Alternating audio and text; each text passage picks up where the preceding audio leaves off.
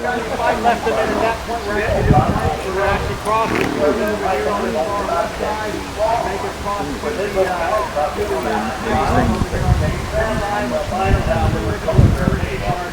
based on some sort of performance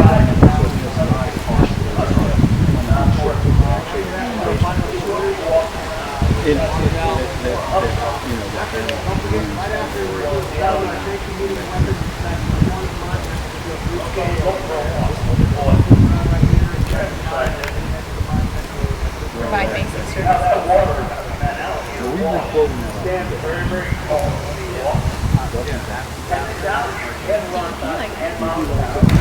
Hey, Mickey, I'm back.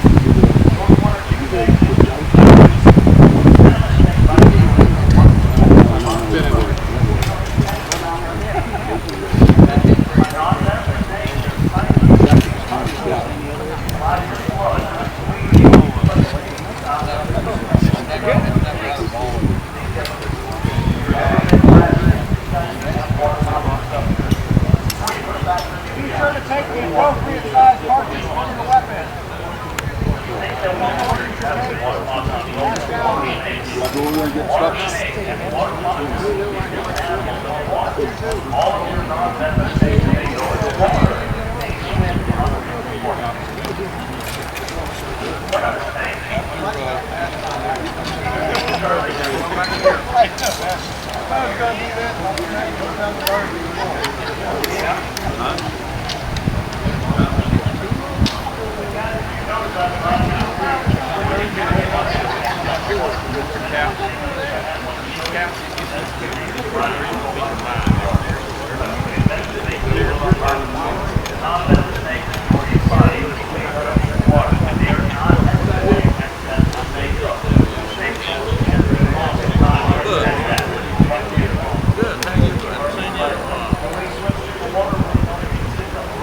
Y'all ready? Yes, sir. I'm ready, sir. All right, ready. One.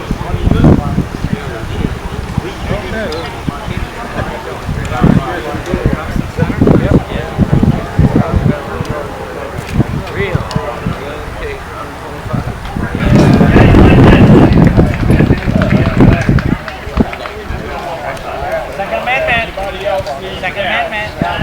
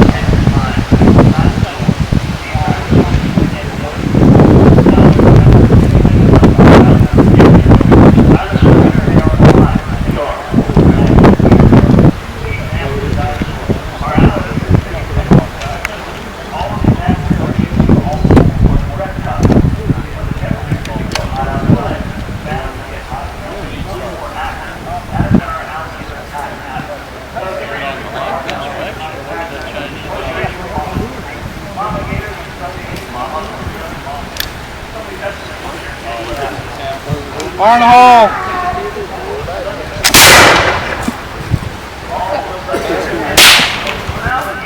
All right. Not much fire.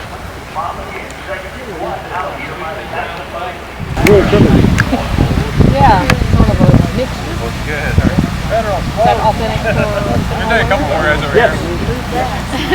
Just so let's sneaky Yeah, here, man. Kenny, right here, Kenny. Come on, right here, right over here, right there. Hey. Come on, Kenny. Stand up. The Indians were cute. Good tape on this side.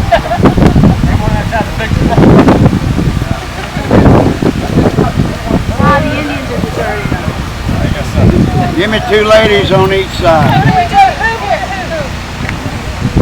Is that how your high school days went?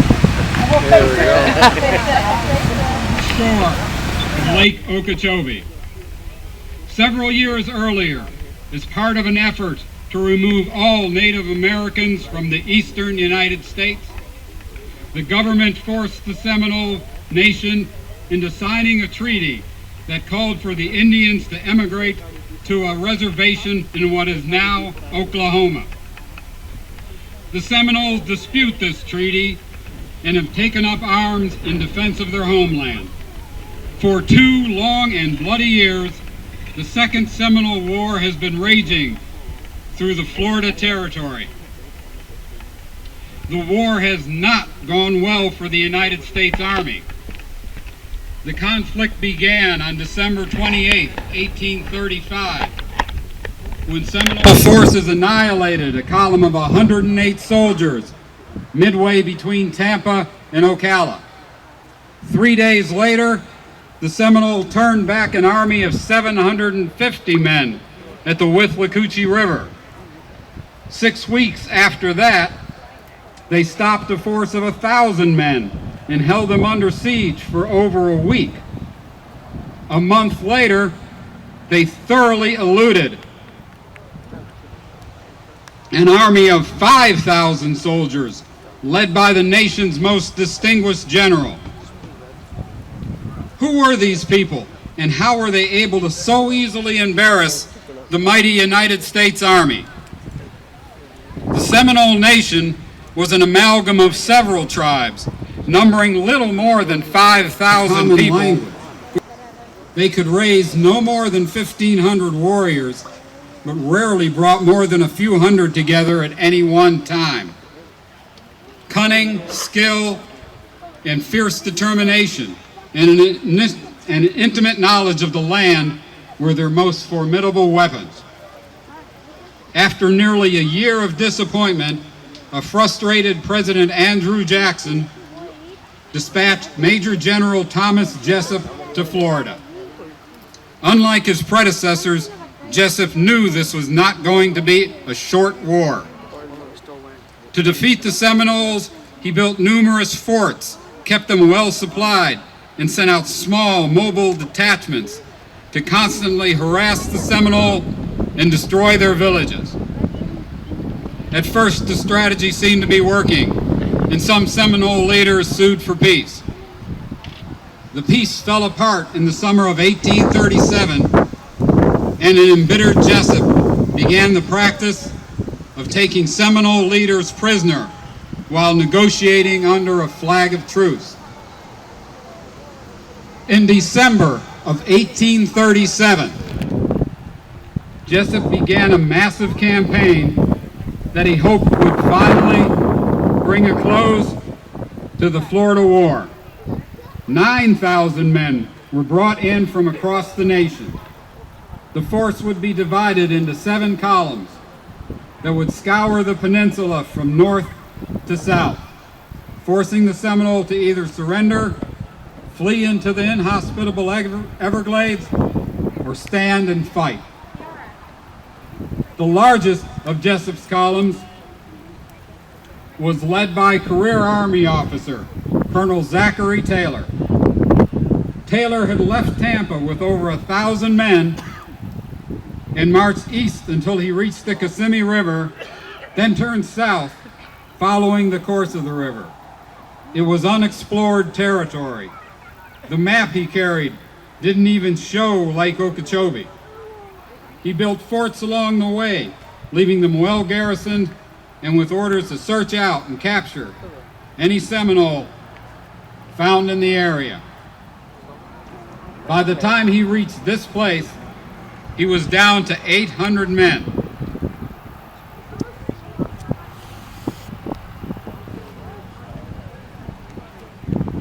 As the army approached the lake, they were confronted by an old Indian who pointed toward a large wooded area and told them this was where the Seminoles would make their stand. The Indian force of over 300 warriors was led by 2 of their greatest leaders. Abiaka, also known as Sam Jones, was a wise old medicine man who knew when to stand and fight and when to go into hiding. Kawakachi, known as Wildcat, was a fierce young chief who had recently escaped from the fortress at St. Augustine after being taken prisoner while carrying a flag of truce. Together, they planned a remarkable defense. Imagine a lake with no dike around it. Along the north shore is a densely wooded hammock, the moist ground covered with fallen trees, shadowed by twisted branches, covered with moss.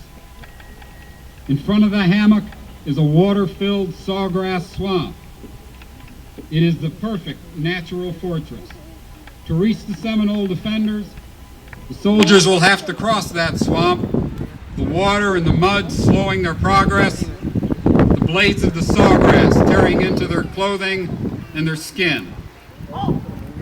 The white cross belts on their uniforms make ideal targets. Zachary Taylor gathers his troops and issues his orders. Taylor's plan is simple and straightforward. He will attack the hammock in 3 waves. First will be a force of more than 100 Missouri volunteers, led by Colonel Richard Gentry. These are not professional soldiers, but civilians who have answered their nation's call, dressed in their own clothing, carrying their own weapons. Behind them is an equal force of the 6th United States Infantry under Colonel Ramsey Thompson. To the east stand more than 100 men of the 4th Infantry, led by Colonel William S. Foster. Held in reserve is nearly half of Taylor's force, several hundred men of the 1st Infantry. What you see before you is the center of the battlefield. Orders from Colonel Taylor. On orders from Colonel Taylor, the Missouri Volunteers advance.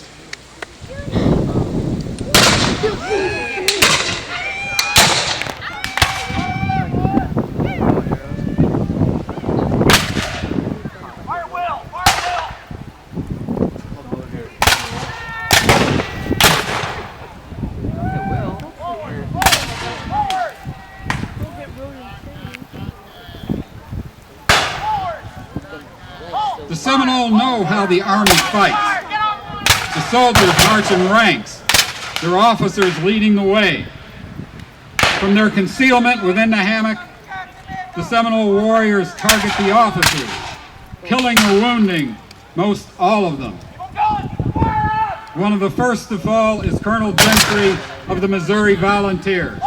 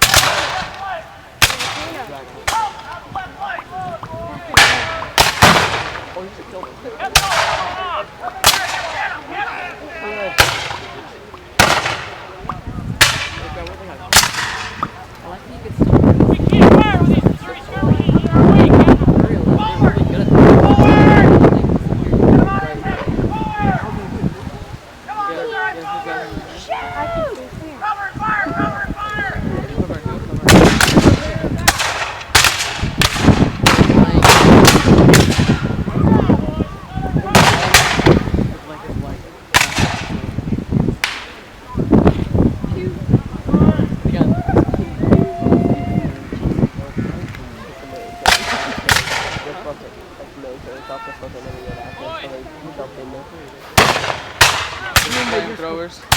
No, and they're mortars. They're mortars. Yeah. They actually have to they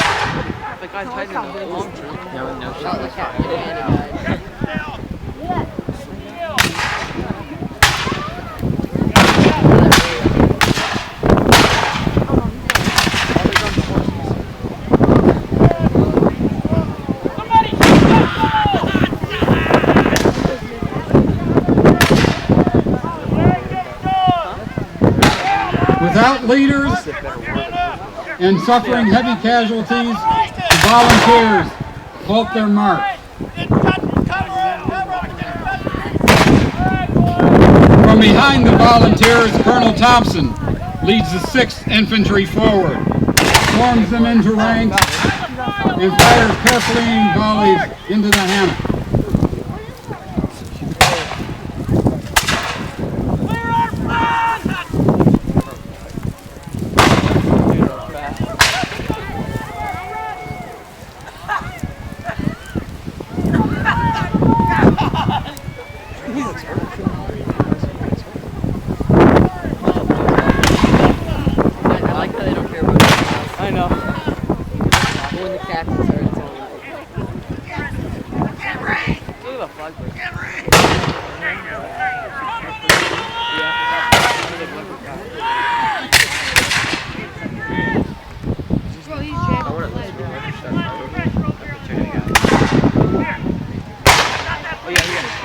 Disciplined soldiers, the infantrymen stand their ground, taking deadly fires in the hammock.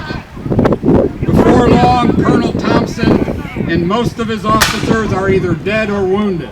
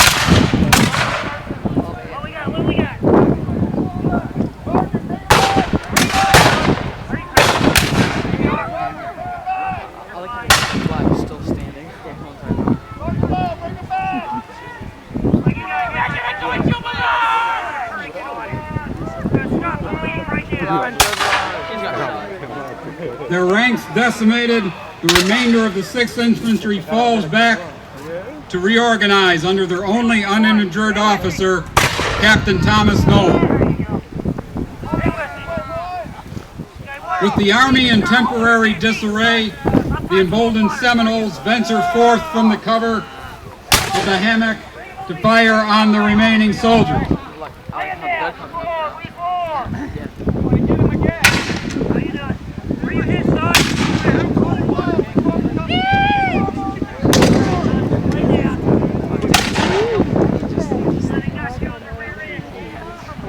Rallying his men and the few volunteers that remain on the field, Captain Knoll joins forces with the 4th Infantry, advancing from the east. There he is. See there? See him now? Which one? The guy in the red.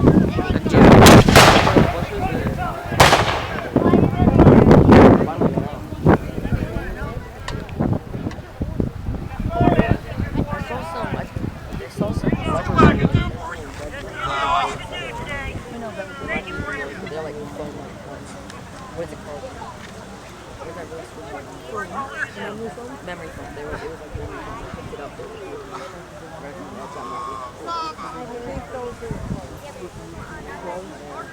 They were big though.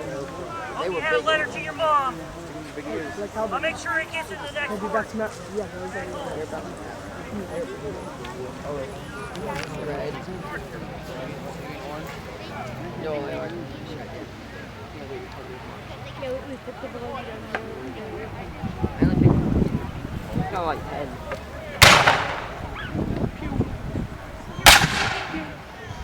One guy. He found one guy. He shot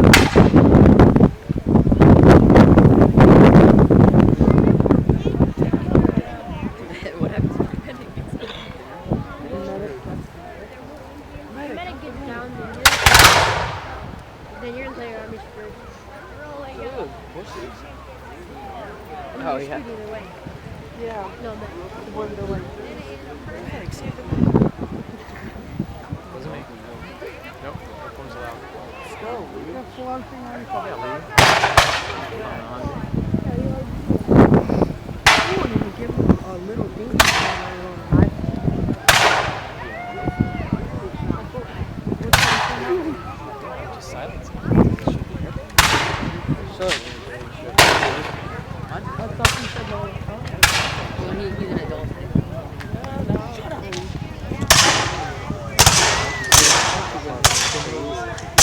No, it is, right?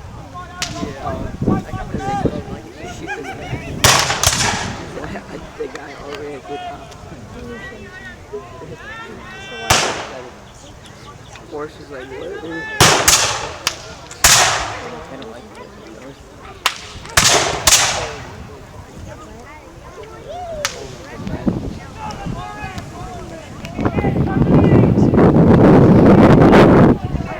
Colonel Foster knows that if he leaves his men exposed in the open, they'll be cut down like the volunteers and the men of the 6th Infantry were. There is only one way to force the Seminole to retreat. He orders his men to fix bayonets and calls for a charge.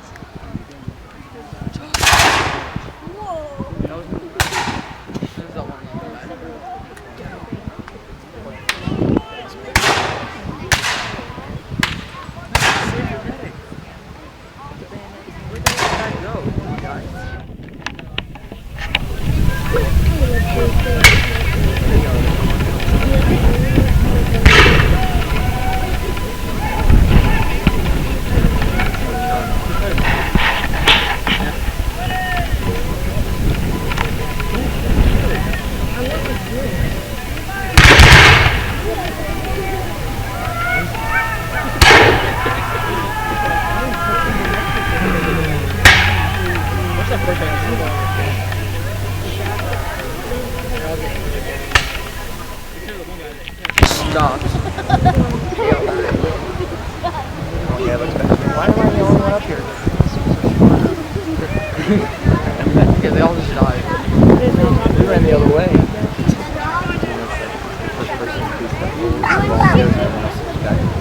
Yeah.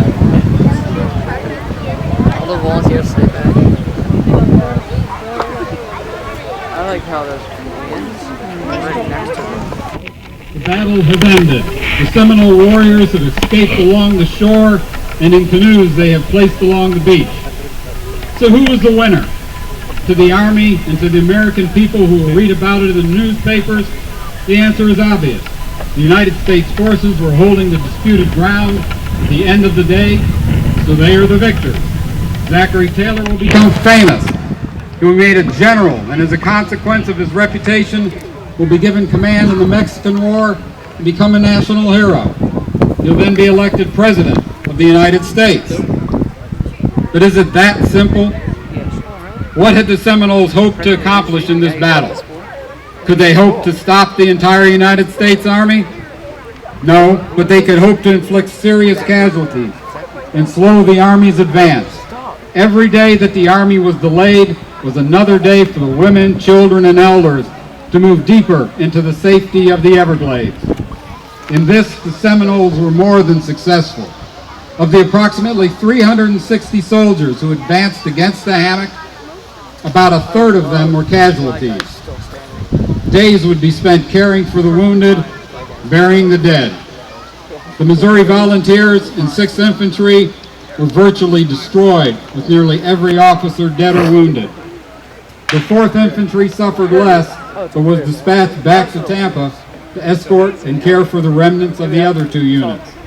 Half of Taylor's force was out of action. The Seminoles had escaped, and General Jessup's dream of a quick end to the war would not be realized. The Second Seminole War would drag on for another 4.5 years, bringing no real victory to no one and accomplishing little but the death and suffering of hundreds of people on both sides of the conflict. Years later, there would be a third Seminole War. Yet through it all, the Seminole people have endured and remain. We thank you for coming to the Okeechobee Battlefield Historic State Park and sharing in the memory of this important day and honoring those brave men on both sides who fought and died for the land they love. Please remain in your seats for the salute, which will be followed by a cannon firing demonstration and powwow dancing. Again, we thank you.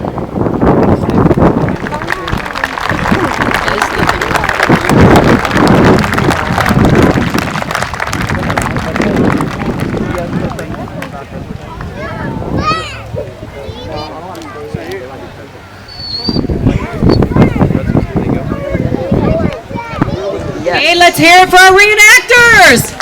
Woo! Yeah! Please remain for the final salute.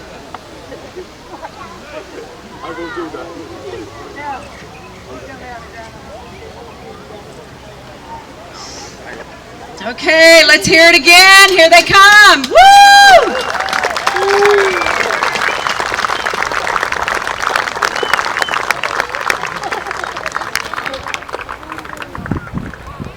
Wow, look at them all. This is great.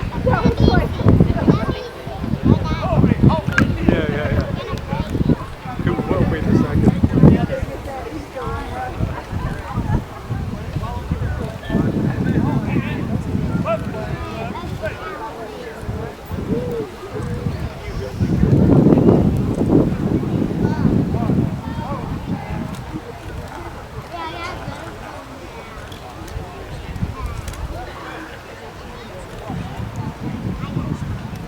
By for the cannon demonstration and the powwow dancing. Have fun, enjoy the rest of your day, and God bless. Purchase your tickets for the raffle drawing over here to the left. Thank you, guys. And please, let's give a hand to Ms. Shawn Henderson for all the hard work she's done organizing this event. We thank you.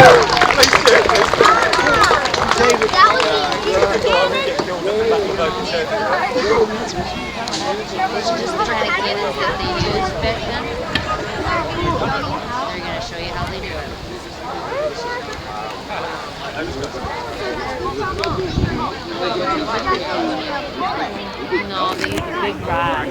We'll show you. Someone told us that evening they were practicing.